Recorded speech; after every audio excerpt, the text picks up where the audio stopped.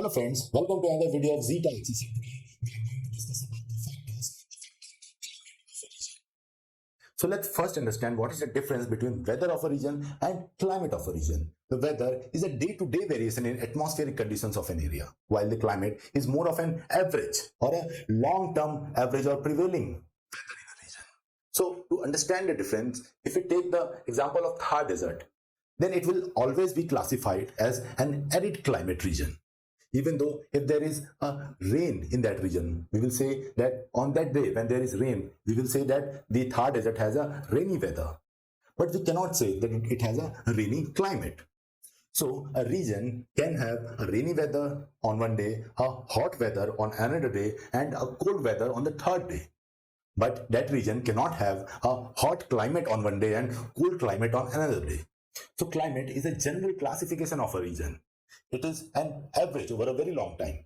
So if a region is classified as hot, it will always be called as hot climatic atmosphere for that region, even though there is cold for a particular day in that region. While for the weather, we can use all the terms based on the weather or based on the atmospheric conditions on that day. So why do we have climates? Why are there variations in the climate? And the reason is that the earth rotates around the sun on an inclined axis, as we can see over here. This is the top view, this is the front view, and this is the side view. So we can see that this line indicates the region which is directly facing the sun. So as our earth, it continues its revolution around the sun in this orbital path, we will see that different regions will have sun facing directly. Here it is in northern hemisphere.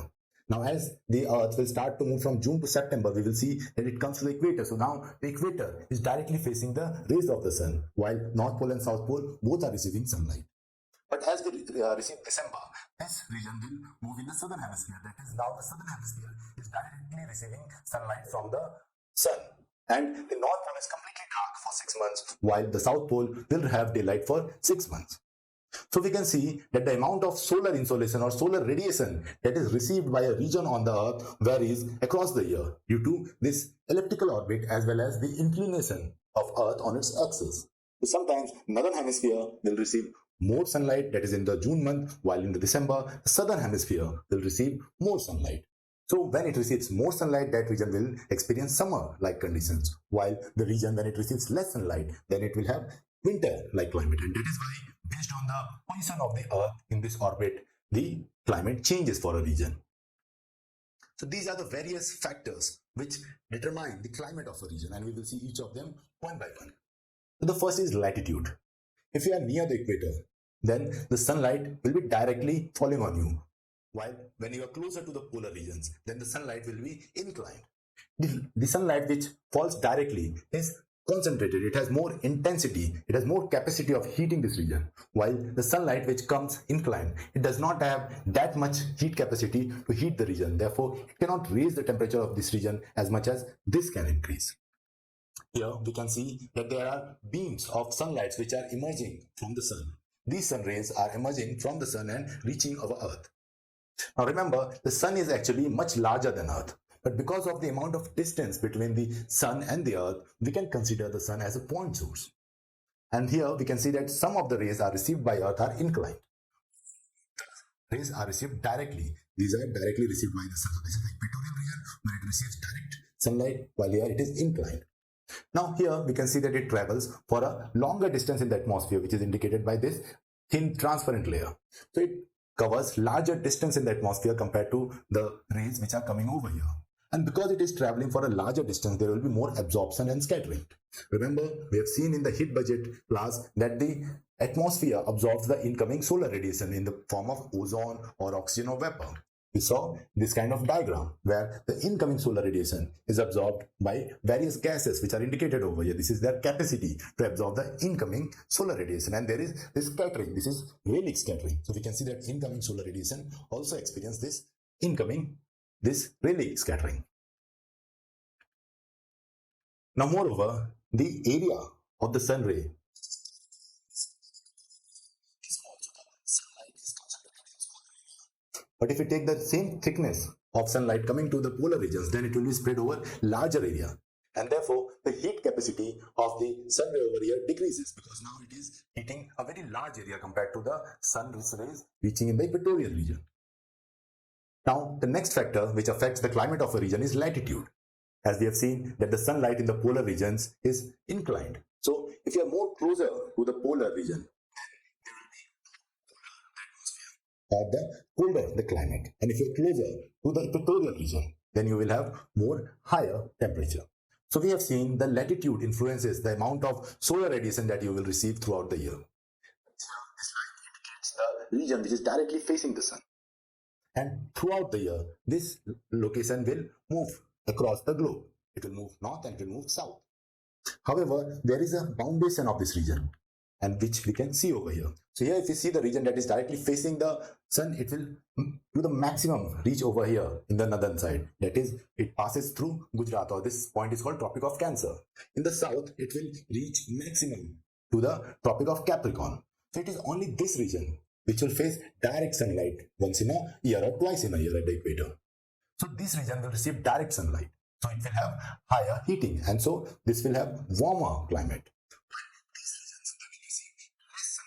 Sunlight is receiving inclined in this region, and therefore these regions will have colder atmosphere. If you go at the poles, then there is 6 months of daylight. However, the light is very inclined, therefore it does not provide that much heating, while it has 6 months of no daylight. So in that, there is excessive cooling of the region. So we will see that the polar regions are excessively cold compared to the equatorial region.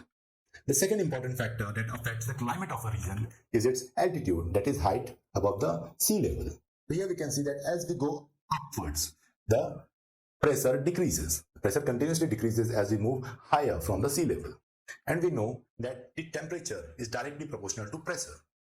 So as the pressure decreases with height, the temperature will also decrease. That is why regions on mountains have lower temperature. So the height or the altitude is also an important factor which determines temperature of a region. Then distance from oceans also plays an important role in determining climate of a region. And the reason is that water has high heat capacity while land has low heat capacity. Now, specific heat capacity is basically the amount of heat that must be added to 1 unit of mass of substance in order to cause an increase of 1 unit increase in temperature. So basically it means that it is the amount of heat you require to heat 1 unit of an object by 1 degree Celsius. Now because the heat capacity of water is higher, therefore it can absorb higher amount of heat without increasing its temperature, while the specific heat capacity of land is very small. Therefore, even small amount of heating can change its temperature. And similarly, a small amount of loss of heat will change its temperature. So here we see that this region is closer to the oceans, and because the oceans have high heat capacity, we can see that it has lower temperature compared to the land. This is the relative temperature profile. Here it is cooler compared to the land area.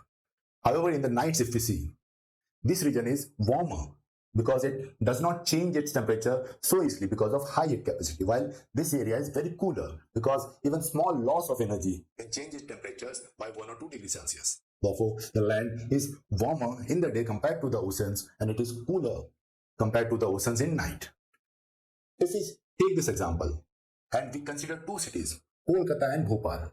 Kolkata is located on the coast while Bhopal is located away from the coast, and both are on the same latitude approximately. So if we see the temperature profiles of them, then we can see that during the winters, the Bhopal temperature can go as low as 10 degrees Celsius. However, during the summers, it can reach as high as 40 degrees Celsius. It never reaches 10 degrees Celsius, and it never crosses 35 degrees Celsius in the summer. So, the distance from the oceans plays a very important role in determining climate of a region. The prevailing winds over a region is also a very important factor determining the climate of that region. Here we can see that these are the trade winds, these are the westerlies, and here the winds are flowing from the ocean towards the land. So on the eastern margin of the continents, we can see in this region that the wind is blowing from ocean towards the land. And that is why we can see that there is rainfall in these regions. It brings rainfall, while on the western margin, we see that the winds are blowing from land to ocean. So it does not bring any rain, and we see deserts in this region. Similarly, if we go in the higher latitudes, we can again see that in those regions where the wind is blowing from ocean to land, there is rainfall. Then there is another special type of climate, that is Mediterranean climate, which is caused by the flow of the winds. Now, Mediterranean climate is a very specific type of climate which occurs because of reversal of the trade winds. We can see in this region that because of the movement of sun and ITCC, the direction of wind in this region changes. Here, when the sun is in another hemisphere, the wind is flowing from here towards this side. While when the sun has moved in the southern hemisphere, we will now see that westerlies are flowing over here. And this is the winter season in this area, and we see that westerlies will bring rainfall. So in both the hemispheres, between 30 degree to 40 degree, we see that there are Mediterranean climatic-like situations. And it is caused because of the changing direction of flow of winds. The fifth important factor which affects climate of a region are pressure belts. We know that the trade winds which blow from the eastern direction, that is why they are called easterlies, when they reach the equator, they will rise up. And then the flow will again continue. So it forms a headly cell. Now here, because the air is rising up, there is low pressure region. In the low pressure region, the air rises up, it carries the moisture upwards, thus forming clouds and giving rainfall along this region. So we will see that there are evergreen forests in this region. So throughout this equatorial region, we see that there are rainforests. However, if you go to the tropical or extratropical region, we will see that there is another cell, that is the feral cell. And here we will see that there is a high pressure belt over here because the air is descending in this region. Now, descending air, it gets adiabatically heated. It does not have any moisture, it does not bring rainfall. So this region where we have this high pressure belt, there we see that there are deserts. So the low pressure belt over here and the high pressure belt over here determines the type of climate that the region will have. Jet stream is another important factor which affects climate of a region. Now, jet streams do not actually affect the climate of a region, but they more of affect the weather of that region. But because of the increase in these incidents, where there is either stoppage of jet stream or there is expansion of jet stream, we can see that it can alter the climate of that region. That is why we are discussing the effects of jet stream on the climate. So here we can see that the jet stream, it continuously rotates around the earth with these meanders. There are alternative high pressure and low pressure regions. So because the jet streams keep on rotating, these regions also vary. But sometimes it cannot happen that this rotation has stopped. When this rotation stops and a region is facing a high pressure region, so here there will be clear skies, and because of this clear skies, it will receive large amount of heat in this region, and therefore the temperatures will increase, and this is what is called heat wave. There is an overall increase in the number of instances of heat waves reported across the world. Now, in reverse to this, there may occur that a region may have continuous low pressure region over there. So this region, which is continuously facing the low pressure region over it because of the slow movement of the jet stream, it will experience rainfall or cloudy weather for a prolonged period.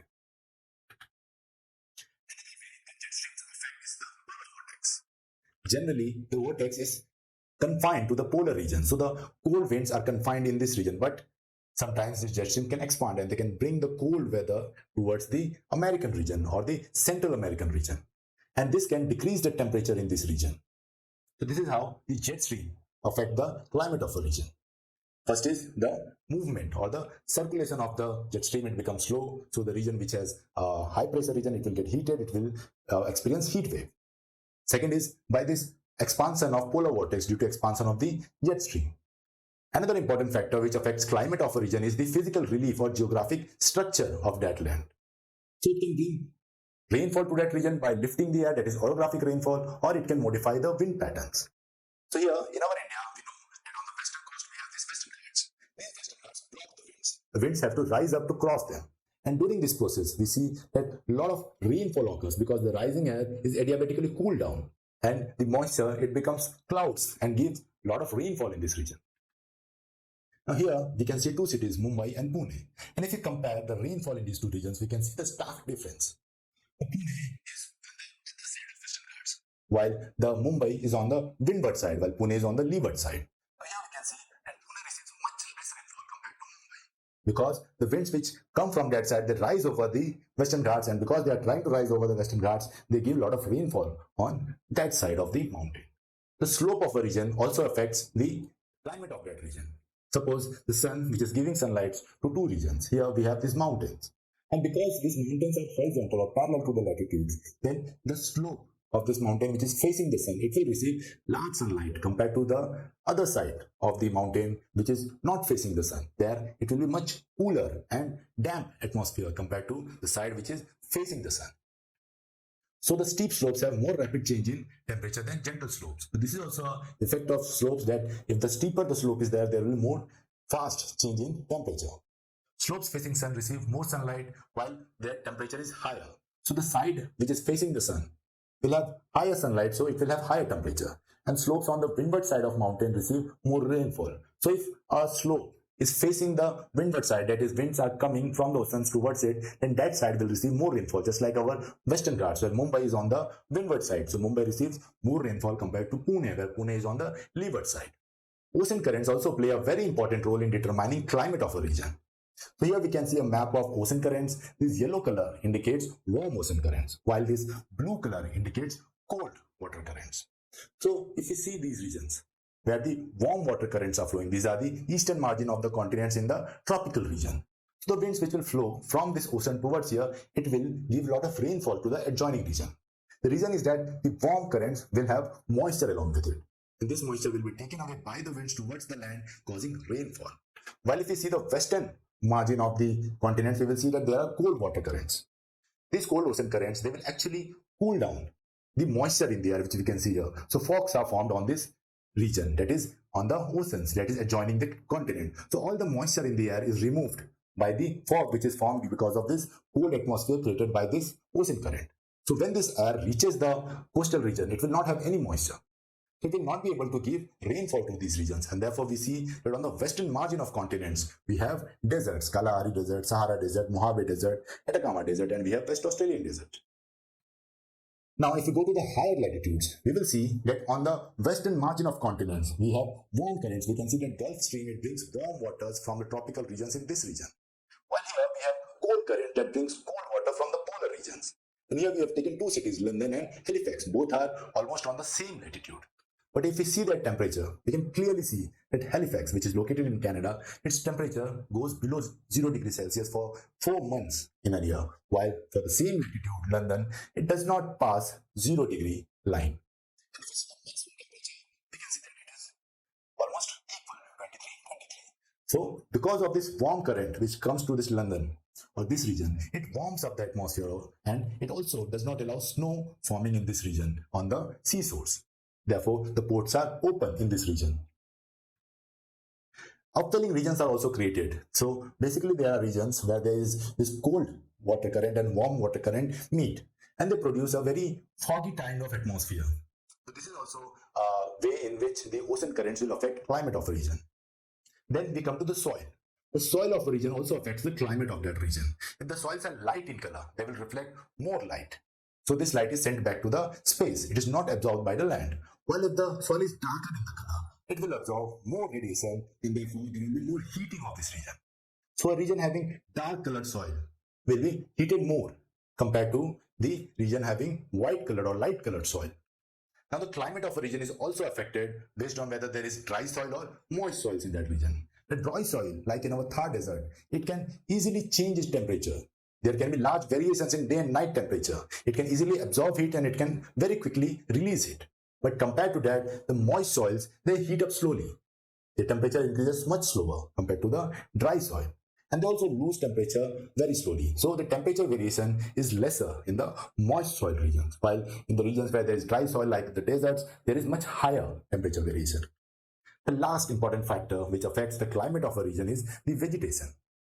Trees that block the sunlight from reaching the ground. Therefore, the solar radiation which is coming from the sun does not reach the earth, and it does not heat the earth. It is reflected backward towards the space. And second, the trees also give out water vapor during the photosynthesis process. And because of this, there is increase in moisture in that region, and there is increase in the amount of rainfall in that region. So the vegetation also affects in the climate of a region. I hope we have covered all the important factors. If there are some factors we have left out, do let us know in the comments. If you have any doubt in the video, then you can ask in the comments. If you like this video, then do subscribe to the channel and share with your friends. And if you like what we are doing, then you can use the UPI code, support us.